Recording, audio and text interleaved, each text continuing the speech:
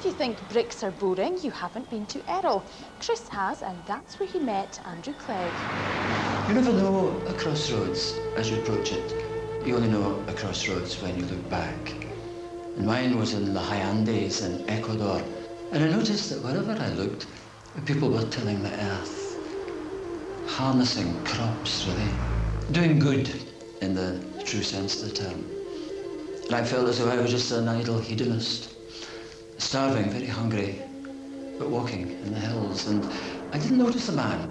In fact, if I had observed him at all, I took him to be a cactus in my path. And when I approached him, he moved, and he said, "Hai hecho ladrillos por aquí, señor, ¿y usted? We're making bricks around here. What do you do?" Andrew Clegg now does make bricks. I followed the Errol Brick Road to meet Andrew. What is it about bricks that you find so exciting? Well, it's a very natural, honest-to-goodness product. There's nothing phony about it. And it also has, as a product, it has a very long history. Bricks have got integrity. And bricks have got integrity. Indeed they do. It is, in fact, the oldest industry known to humanity is the brickmaker's trade. So in a manner of speaking, I could say I'm a member of the oldest profession. It's part of the beauty, the fact that these bricks here, it's almost the same mechanism that they were made in thousands of years ago. The technology is basically unchanged since Babylonian times. The arrival of the computer has changed the process some, but I still get my kicks from bricks. Bricks and tiles have been produced here since the 18th century, the early part thereof. Brickmaking is in the blood of the area. The company makes specialist bricks, much of it for historical restoration work. He considers himself the cream of Scottish brickmakers, a classic scholar with an unrivalled knowledge of the subject.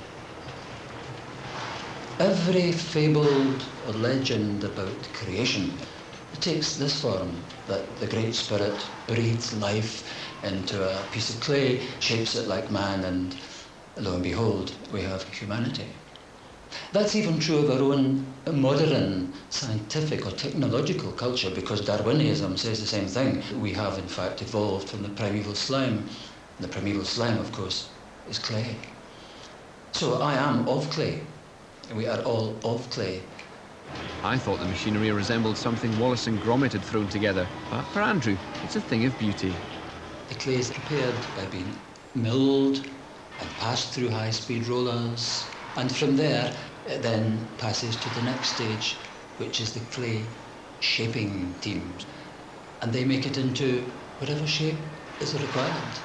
Lozenge-shaped, half-moon-shaped, chamfered, angled, and then it has to be dried. Up until that point it's plastic, it's moist, it's malleable, it's shapeable, and it comes out as an adobe brick, and at that point it passes to the last stage, to pass through fire in a kiln. Exit the kiln, and you have your finished product. Very simple process. 7 days from start to finish from the point of clay preparation.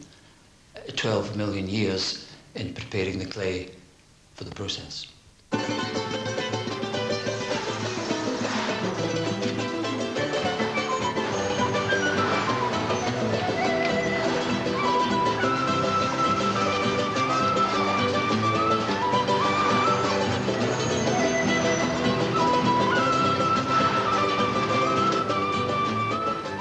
The work is in part intensely physical and laborious.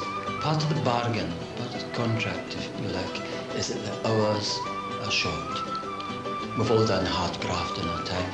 We've all seen people whose characters have been formed by manual labour, but manual labour per se is not of itself a good thing. Well, only a fool would say that people are happy at the work, and people are happier when they're not at the work. And he views his work with huge potential to inspire and fascinate as early brickmakers did thousands of years ago. There is so much more can be done. Again, there's nothing new under the sun. The Babylonians did it with their carved brickwork in the gate of Ishtar. And we've inscribed carved brickwork here, most notably a rather larger than life-sized football player for Adrionians Football Club. And it's wonderful because he's a very athletic and almost immobile figure. Like the Laughing Cavalier, as you move round the foyer, he seems to move. I believe he has football under control and is travelling at speed, although he's stationary. Andrew believes they perform medieval wizardry. We take a lump of mud and we shape it, and we pass it through fire.